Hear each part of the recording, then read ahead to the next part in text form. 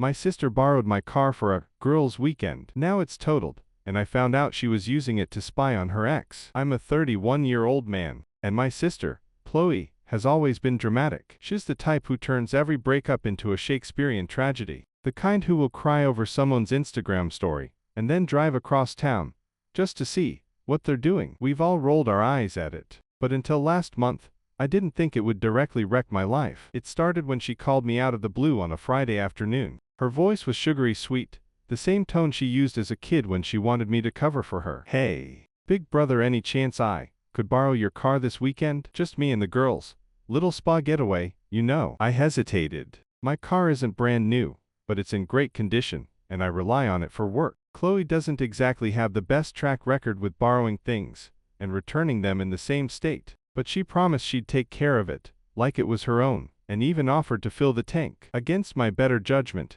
I agreed. She picked it up that evening, all smiles, dressed like she was going to a party rather than a spa. I brushed it off. Maybe she wanted to look nice for Instagram. The first red flag came Saturday morning. I got a text from my friend Mark, who works at a gas station on the edge of town. "Hey, thought you should know your car was here this morning." Chloe looked stressed as hell. No girls in sight. My stomach tightened. I told myself maybe her friends were inside grabbing snacks or something. But then Sunday came, and Chloe was radio silent. No texts, no calls, no updates. I started getting that uneasy pit in my stomach, the one you get when you know you're about to regret being too trusting. Monday morning, she finally called. Her voice was shaking. There's been a bit of an accident." My heart sank. By a bit, she meant my car was totaled. Front end smashed, airbags deployed, windshield cracked. She claimed she'd hit a deer on the way back from her trip, but something in her voice told me that wasn't the whole story. I drove to the tow yard to see it for myself, and that's when I noticed something odd.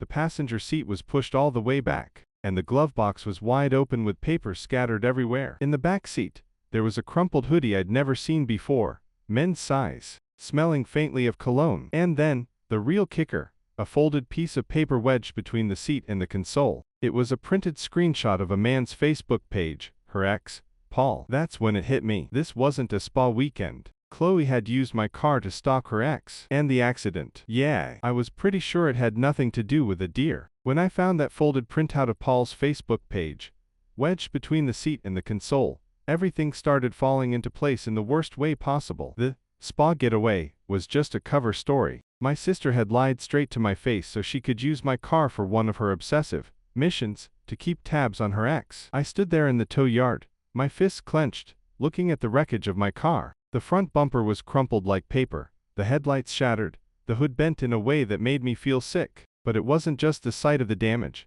it was the realization that she'd risked my property, my insurance, and possibly other people's safety for something so unbelievably childish. I slipped the paper into my jacket pocket, and looked around the car for anything else out of place. There was an empty coffee cup from a cafe I knew was on the other side of town, the side where Paul lived. There was also a parking ticket dated Saturday morning from a street just a block away from his apartment building. And then I saw the dent on the passenger side door. It didn't match the front end damage. It looked like another car had sideswiped her. That told me one thing. She wasn't telling me the whole truth about the accident. I called her immediately. She picked up on the third ring, her voice full of fake sweetness. "Hey, did you see the car? I'm so sorry. I cut the crap, Chloe," I said, my tone so cold it surprised even me. "You weren't at any spa. You were parked outside Paul's building. I have the ticket to prove it. And that Facebook printout in my car. You really thought I wouldn't find it." Silence. "Then, you went through my stuff." That response told me everything I needed to know. She wasn't shocked that I knew. She was mad I'd caught her. "Do you have any idea what you've done?" I snapped. "Not only is my car totaled, but if you were stalking him and caused an accident, this is my insurance that's on the line. Do you even realize you could have been arrested?" She tried to spin it. Of course. I wasn't stalking. I just wanted to talk to him. And the accident wasn't my fault. Some idiot cut me off. "And was that before or after you spent 2 days parked on his street?" I shot back. She went quiet again, then mumbled something about him owing her closure. I could feel my blood pressure spiking. This wasn't closure. This was a meltdown, and she'd used me as her getaway driver without my consent. When I got home, I pulled up my home security camera feed from Friday night to Monday morning. Sure enough, there she was on Saturday at 7 a.m., sneaking into my driveway to grab an extra blanket from my garage, wearing all black like she was in some kind of low-budget spy movie. The next day, My insurance company called. The driver of the other car involved in the crash had filed a report, and they were claiming Chloe ran a red light while speeding through an intersection. Witnesses had seen her driving erratically right before the crash. That's when I realized just how deep the hole was. If the insurance decided not to cover it because of her recklessness, I would be stuck paying for the damages, both to my car and to the other drivers. And Chloe, she was still acting like it was just bad luck. That night, I sent her a text. We need to talk in person tomorrow. And you'd better be ready to tell me the truth, all of it. I didn't even care about the car anymore. I cared about the fact that my own sister had used me like a pawn in her drama, and then acted like I was the problem for finding out. The next day was going to get ugly. I didn't sleep much that night. Every time I closed my eyes, I saw Chloe behind the wheel of my car, tearing through traffic in some reckless bid to get closure from a man who clearly didn't want her around. I kept thinking about that dent on the passenger side, the ticket near Paul's apartment, the printout of his Facebook page. None of it made sense in the way she was trying to spin it, and I wanted the truth laid bare. The next afternoon, she showed up at my apartment. No apology, no flowers, no sign of guilt, just her usual pouty expression, like I was the one making a big deal out of nothing. All right, I said, motioning for her to sit. Tell me exactly what happened. And I swear to you, Chloe, if I catch you lying, I'm done. She sighed like she was about to humor me. Fine. Yes, I went near Paul's place, but it wasn't stalking. I just wanted to return some of his stuff and talk. Don't. I cut in sharply. You had a parking ticket from his street 2 days in a row. That's not returning things. That's camping out. Her jaw tightened. I thought if he saw me, he'd remember what we had, and maybe he'd realize he made a mistake. I laughed bitterly. So you risked my car, my insurance, and possibly other people's lives so you could play out some rom-com fantasy. That hit a nerve. She snapped back. You don't understand. He's been ignoring me for months. And then I saw him post with that new girl. Jesus, Chloe, I said, running a hand down my face. You sound like a teenager, not a 29-year-old woman. She looked away, muttering, I just needed to see for myself if he was serious about her. And then, finally, the story of the crash came out. She admitted she'd been parked down the street from his building most of Sunday, watching to see if he left with anyone. When she finally saw him, walking hand in hand with the new girlfriend, she panicked. She tried to follow them in my car, weaving through traffic to keep up. That's when she ran the red light. She slammed into another car that had the right of way. The deer she'd mentioned. A total fabrication. She'd made it up on the spot because she thought it sounded less incriminating. I sat there in stunned silence, my hands clenched into fists on my knees. She'd been willing to risk killing someone just to satisfy her curiosity about an ex-boyfriend's love life. When I finally spoke, my voice was ice. Do you realize the other driver could have been seriously hurt? Do you realize you could have been hurt?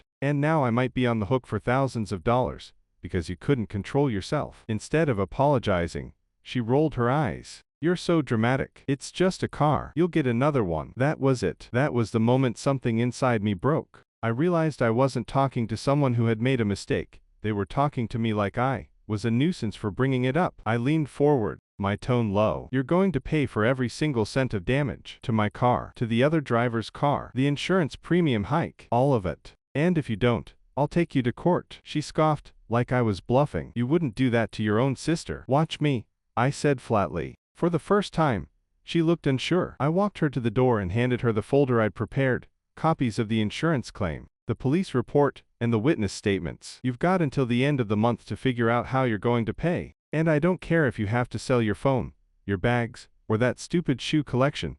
This isn't going away. She stood there for a moment, speechless, before finally storming off. I closed the door behind her, my hands still trembling, not from fear, but from rage at how little she seemed to care about the chaos she'd caused. And deep down, I knew this wasn't over. The fallout was still coming. 2 days after I'd kicked her out of my apartment, I started getting calls from numbers I didn't recognize. The first was from the other driver's insurance company, wanting my statement about the crash. The second was from a local police officer, asking if I could confirm that I was driving the car at the time of the accident. When I told him no, that my sister had borrowed it without telling me the truth about her plans, there was a pause on the line. Then he said, you might want to know the driver you hit is considering pressing charges for reckless endangerment. I froze. If they went after her legally, I wouldn't stop them. But what terrified me was the thought that my name was still tied to the car, to the insurance, to everything. Her lies were now my problem in the eyes of the law, and I needed to make it crystal clear that I wasn't involved. I called Chloe immediately. She didn't pick up. I texted her, "If you don't call me back in the next hour, I'm going straight to the police with everything." 30 minutes later, she showed up at my place, knocking like nothing was wrong. "Don't just stand there," I said, opening the door. "Sit down. You need to hear this." I laid it out. Witnesses had seen her blow the red light. The other driver had whiplash and a fractured wrist, and they were furious. She tried to deflect again, saying the light was yellow, and that the other driver wasn't even going that fast. I slammed my hand on the table. "Stop talking like you didn't cause this," I snapped. "You were speeding through traffic chasing your ex. Do you want me to play the witness statements for you? Because I have them." For the first time since this started, she looked shaken. Not because she finally felt guilty, because she realized she could actually face legal consequences. That's when her phone buzzed. She glanced at it and her face went pale. "What?" I asked. She turned the screen toward me. It was a text from one of her friends. "Girl, Paul just posted something about you. You need to see this." I took her phone and opened the link. Paul had written a long Facebook post about how his crazy ex had been stalking him for weeks, parking outside his building, following him and his girlfriend through the city. He didn't mention the crash directly, but he did say, "She caused a car accident chasing us, and now someone's hurt. Stay away from her." The comments were brutal. People calling her unhinged, pathetic, dangerous. Some of her own friends chimed in saying they'd noticed her obsession was getting out of hand. Others tagged each other, gossiping about how she'd always been like this. She burst into tears, not the soft, regretful kind, but the panicked, "I'm exposed" kind. "I can't believe he'd do this to me," she sobbed. I stared at her. "Do this to you? Chloe, you did all of this. And now everyone knows." Over the next few days, her social life imploded. Friends stopped answering her calls. Her boss pulled her into a meeting to discuss public perception, because some of her coworkers had seen Paul's post. The new girlfriend even messaged her directly, telling her to stay the hell away from them, or she'd get a restraining order. Meanwhile, the insurance company finalized their findings.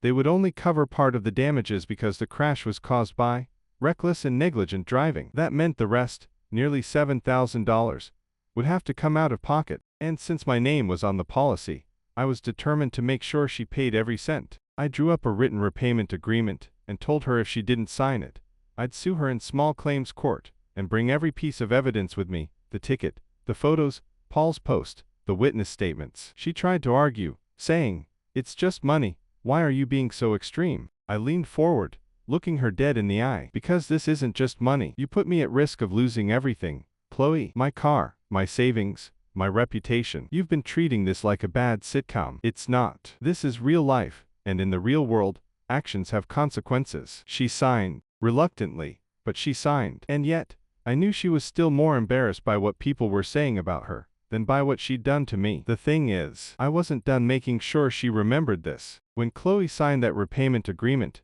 I thought I'd finally reached the point where I could start putting this behind me. I was wrong. A week later, I got a call from my insurance company. The other driver's lawyer was pushing for additional compensation, medical bills, missed work, and emotional distress. My stomach dropped. Even if the court decided Chloe was responsible, I'd still have to go through the legal process, because the car was in my name. I forwarded everything to my lawyer, but I also forwarded it to Chloe with a short message: "You brought this on yourself. Don't expect me to shield you." She didn't respond. Instead, 2 days later, my mom called. Her tone was sharp, accusing. "Why are you trying to ruin your sister's life over a mistake? She told me you're demanding money she doesn't have and threatening her." I couldn't believe what I was hearing. "She lied to you, Mom. She lied about where she was going, wrecked my car, stalked her ex, caused an accident, and now she's facing legal trouble. This isn't me ruining her life. This is her own doing." But my mom had already picked her side. "She's your sister. You should protect her." That was it for me.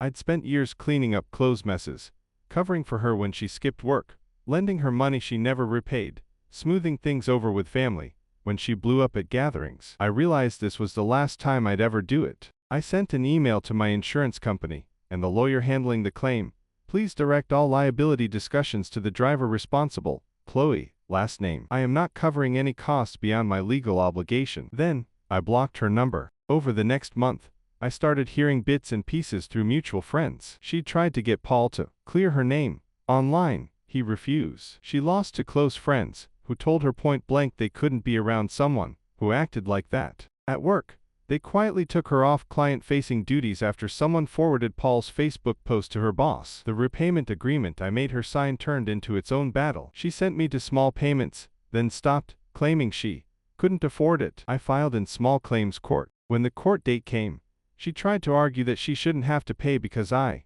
wasn't using the car for work anyway. The judge looked at her like she was insane and ruled in my favor immediately. She left the courtroom without saying a word to me. A week later, I sold what was left of my car to a salvage yard and used the payout to put a down payment on something modest but reliable. Driving that first day in my new car, I felt lighter, not because I'd replaced the vehicle, but because I'd replaced the version of myself who thought family loyalty meant tolerating anything. Now, I keep my distance. If I see Chloe at family events, we exchange a polite nod and nothing more. My mom still thinks I'm too harsh, but I've stopped explaining myself. She wasn't there at the tow yard, staring at the wreckage and realizing her own sister had lied to her face. She didn't sit through the calls from the police, the lawyers, the insurance adjusters. She didn't have to watch a sibling treat her life like collateral damage. Some nights, I still think about how easily this could have been worse. Someone could have died because she couldn't let go of a man who moved on. And the truth is, I don't think she's learned anything. I think the only thing she regrets is getting caught. I've accepted that I can't change her. I can only protect myself from her. It's strange, losing a sister without losing her to death. She's still alive, still out there, still making bad decisions. But as far as I'm concerned, the sister I trusted is gone. And I've made my peace with that. At least now, I know where I stand. I don't know if that makes me cold or finally free. Follow me for more stories.